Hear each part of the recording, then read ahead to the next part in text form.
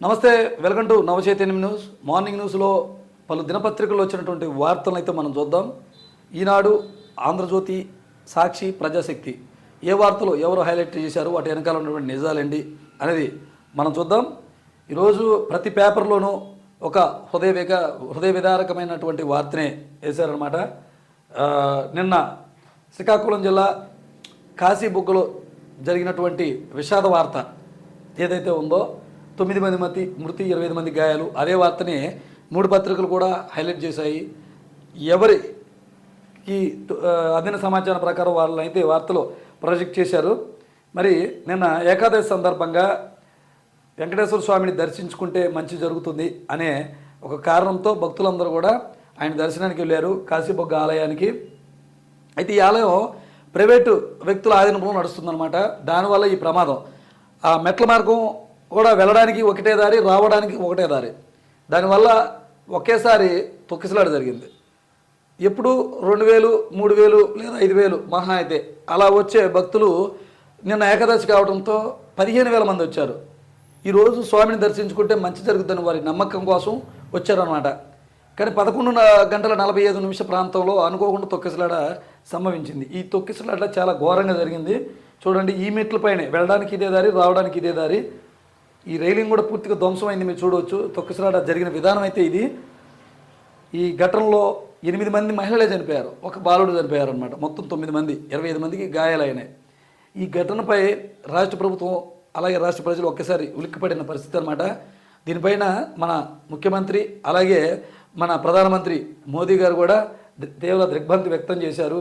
పలువురు రాజకీయ ప్రముఖులు, ప్రతిపక్ష నేత అలాగే పవన్ కళ్యాణ్ గారు, రాష్ట్రపతి గారు అలాగే మొత్తం కూడా దీనిపైన వారి సంతాపాన్ని అయితే తెలియజేశారు. స్పాట్లోకి మన ఎంపీ రామ్మోహన్ నాయుడు అలాగే లోకేష్ గారు కూడా స్పాట్లోకి వెళ్ళి బాధితులను పరామర్శించారు. బాధితులపై తగిన చర్యలు తీసుకుంటామన్నారు. ఇది పరిస్థితి అనమాట. అసలు ఏం జరిగింది ఏంటి అంటే, గుడిమెట్లపై గుండెకోశ. శ్రీకాకుళం జిల్లా కాశీబుగ్గ వెంకటేశ్వర స్వామి ఆలయంలో తొక్కిసలాట. 9 మంది మృతి, 25 మందికి తీవ్ర గాయాలు. మృతుల్లో 8 మంది మహిళలు, బాలుడు. కార్తీక ఏకాదశి సందర్భంగా 15,000 మంది రాక, వెళ్ళడానికి తిరిగి రావడానికి ఒకటే దారి కావడంతో ఈ ప్రమాదం అనేది చోటు చేసుకుంది. శ్రీకాకుళం జిల్లాలో ఘోర విషాదం జరిగింది. కాశీబుగ్గలోని వెంకటేశ్వర స్వామి ఆలయంలో శనివారం జరిగిన తొక్కిసలాటలో 9 మంది మరణించగా 25 మంది తీవ్రంగా గాయపడ్డారు. మృతుల్లో 8 మంది మహిళలు, ఓ బాలుడు ఉన్నారు. కార్తీక ఏకాదశి సందర్భంగా స్వామి దర్శనానికి భక్తులు పోటెత్తడంతో ఉదయం నుంచి ఆలయం కిటకిటలాడింది. భక్తులంతా ఒకేసారి ఆలయంలోకి ప్రవేశించే క్రమంలో ఉదయం 11:45 తోపులాట జరిగింది. అది తొక్కిసలాటకు దారి తీసి చివరికి ప్రమాదంగా మారింది. మరి చనిపోయిన కుటుంబాలకి ఎక్స్గ్రేషియా ప్రకటించారు కేంద్ర రాష్ట్ర ప్రభుత్వాలు కలిపి. 17 లక్షలు చనిపోయిన వారి కుటుంబాలకి, అలాగే గాయపడిన వారికి 3.50 లక్షలు. ఇక ప్రైవేట్ ఆలయంపై నిరంతర పర్యవేక్షణ. తొక్కిసలాట ప్రాంతాన్ని పరిశీలించిన మంత్రి నారా లోకేష్. అయితే ప్రతిపక్షం దీన్ని ఏమంటుందంటే, ప్రభుత్వం అక్కడ రక్షణ కల్పించలేకపోయింది, పోలీసులను ఏర్పాటు చేస్తే, సెక్యూరిటీ ఏర్పాటు చేస్తే ఇదంతా జరిగేది కాదు కదా అంటది. మరి గవర్నమెంట్ ఏమంటుందంటే, అది దేవాదాయ శాఖ పరిధిలో లేదు, అది గవర్నమెంట్కి అటాచ్లో లేదు, కాబట్టి ప్రైవేట్ వ్యక్తి నిర్వహిస్తున్నాడు. ఆ ప్రైవేట్ వ్యక్తి కనీసం పోలీసులకు సమాచారం ఇచ్చినా లేదా అక్కడ వాలంటీర్స్ నియమించినా ఇంత జరిగేది కాదు, ఇది వాళ్ళ లోపమే, బాధితులపై చర్యలు తీసుకుంటామని చెప్తున్నారు. మరి ఆలయానికి సంబంధించిన ధర్మకర్తను అరెస్ట్ చేసినప్పుడు, ఆయన ఒక వృద్ధుడు అనమాట, అతనికి తెలియదు క్రౌడ్ ఎలా ఇది చేయాలో. అయితే మనం ఒక విషయం మాట్లాడుకోవాల్సి వస్తే, ఏదైనా ఒక గ్రామంలో ఏదైనా అలజడి జరిగినప్పుడు ఖచ్చితంగా పోలీసులు వాళ్ళందరికీ వాళ్ళే ఇన్ఫార్మ్ చేయకపోయినా వస్తారు. ఇంటెలిజెన్స్ విభాగం వాళ్ళకి అందించినటువంటి సమాచారం ప్రకారం. ఇప్పుడు అదే ప్రతిపక్షం లేవనెత్తుతూ ఉంది. అక్కడంత క్రౌడ్ జరిగి అక్కడంత ఉత్సవం జరుగుతుంటే ఇంటెలిజెన్స్ వర్గాలు ఏం చేస్తున్నట్టు, కేవలం ప్రతిపక్షాలపైన కేసులు పెట్టడానికి అలాంటి వాటికే మీ సమాచార వ్యవస్థ ఉపయోగపడుతూ ఉందా? మరి ఇలాంటివి చూసుకోవాలి కదా అన్నారు. వాస్తవానికి ఒక వేళల్లో అక్కడ జనాలు వచ్చినప్పుడు పోలీస్ స్టేషన్కి ఆటోమేటిక్ ఇన్ఫర్మేషన్ వస్తుంది. వాళ్ళు ఇచ్చినా ఇకపోయినా అక్కడికి వెళ్తే బాగుండేదేమో, ఈ 9 మంది బ్రతుకు ఉండేవాళ్ళేమో అనేది ప్రజల నుంచి వాదనలు అయితే వినపడుతున్నాయి అన్నమాట. అలాగే మా లక్ష్యం ప్రజా క్షేమం, సాంకేతిక సుపరిపాలనతో మోందాలను సమర్థవంతంగా ఎదుర్కొన్నాం. వైకాపా ఓ ఫేక్ పార్టీ. సత్యసాయి జిల్లా పెద్దన్నవారిపల్లిలో సీఎం చంద్రబాబు గారు మాట్లాడుతున్నారు. చూడొచ్చు, పెన్షన్ కార్యక్రమంలో ప్రతి నెల మన చంద్రబాబు గారు పాల్గొంటున్నారు, మనం అందరం చూస్తున్నాం. అక్కడ పాల్గొని కూడా ఇదే మాట మాట్లాడుతున్నారు, తుఫాన్ని సమర్థవంతంగా ఎదుర్కొన్నాం మేమని. సమర్థవంతంగా ఎదుర్కొంటున్నాం అన్నారు. 5,000 కోట్లు పైన కేంద్రాన్ని సాయం అడిగారు. పంట నష్టం, మిగతా కొన్ని రంగాలకు సంబంధించి నేను అది చెప్పుకొచ్చారు, 15 రంగాలు 20 రంగాలు మొత్తానికి సంబంధించి ఇంత నష్టం వచ్చిందని. కేవలం ఈ విషయంలో వాస్తవంగా మాట్లాడాల్సి వస్తే ప్రభుత్వం అలర్ట్ చేసింది, ప్రజల్ని అప్రమత్తం చేసింది, అంతా చేసింది. కానీ హడావుడి ఎక్కువ కనపడుతూ ఉంది. మళ్ళీ వీళ్ళకి అవార్డుల ప్రధానోత్సవం కూడా చేశారన్నమాట. సేవలను ఎంకరేజ్ చేయొచ్చు, కానీ ఎప్పుడు పడే తుఫాన్లు అయ్యి ప్రజలు ఎలాంటి తుఫాన్లు గతంలో ఎన్నో చూశారు. బుడమేరు ముంపు మనకి లాస్ట్ టైం విజయవాడ ఫ్లడ్ వచ్చినప్పుడు కూడా చాలా రకాలు. మోందా ఫైటర్లు 137 మంది అంట ఫైటర్లు అంట సన్మానించిన సీఎం చంద్రబాబు. 5 అంశాల ఫార్ములాతో నష్టాన్ని తగ్గించగలిగాం. సత్కార కార్యక్రమంలో సీఎం వెల్లడించారు ఈ విషయాన్ని. అది అలా ఉంది పరిస్థితి. అలాగే ఆంధ్రజ్యోతిలో చూద్దాం. ఆంధ్రజ్యోతిలో కూడా అయ్యో దేవుడా, గుడిలో తొక్కిసలాట, 9 మంది దుర్మరణం, దైవ దర్శనంలో పెను విషాదం. శ్రీకాకుళం జిల్లా కాశీబొగ్గలో ప్రైవేటు ఆలయం, కార్తీక శనివారం రోజు పోటెత్తిన భక్తులు. మొదటి అంతస్తులో గర్భగుడి, వచ్చిపోయేందుకు ఒకటే మెట్ల దారి, పరిస్థితి అదుపు తప్పి తోపులాట, రైలింగ్ ఊడిపోవడంతో కింద పడిన జనం, వారిని తొక్కుకుంటూ వెళ్ళిన మరికొందరు. వాలంటీర్లు లేరు, నియంత్రణ లేదు, పోలీసు బందోబస్తు కోరలేదు. మృతుల్లో 8 మంది మహిళలే. కాశీబొగ్గకు ఉటావుటిన లోకేష్ రామ్మోహన్ నాయుడు. విచారణ జరిపిస్తామని ప్రభుత్వ ప్రకటన. సీఎం చంద్రబాబు తీవ్ర దిగ్భ్రాంతి. రాష్ట్రపతి, ప్రధాన కేంద్ర మంత్రులు కూడా విచారం వ్యక్తం చేశారట.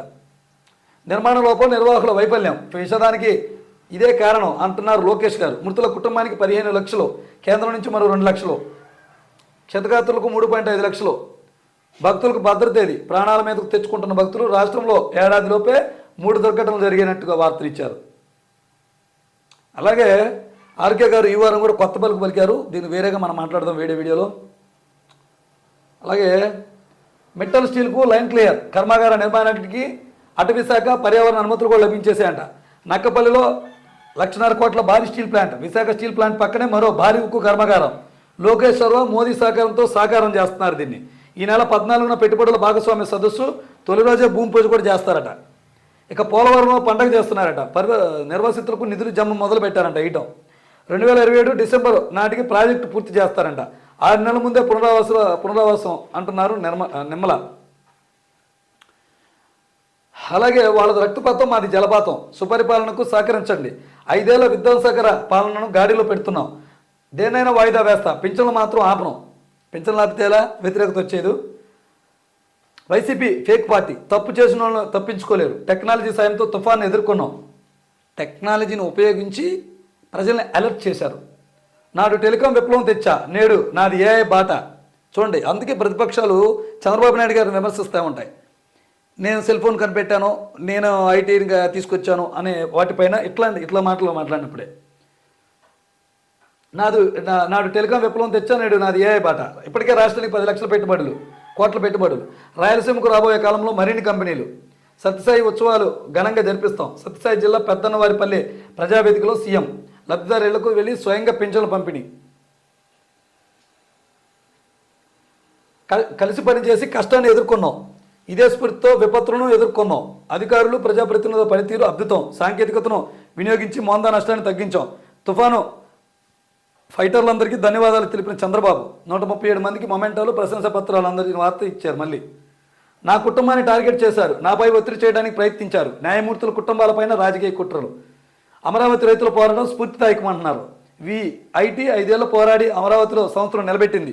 విఐటి స్నాతకోత్సవంలో జస్టిస్ ఎన్వి రమణ వ్యాఖ్యలు చేశారన్నమాట.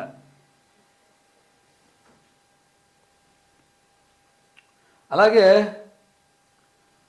సాక్షిలో చూసినట్లయితే, సాక్షిలో కూడా దేవుడా మరో ఘోరం, మొన్న తిరుపతి, నిన్న సింహాచలం, నేడు శ్రీకాకుళం జిల్లా కాశీబొగ్గ వెంకటేశ్వర స్వామి ఆలయంలో ఈ ఘటన.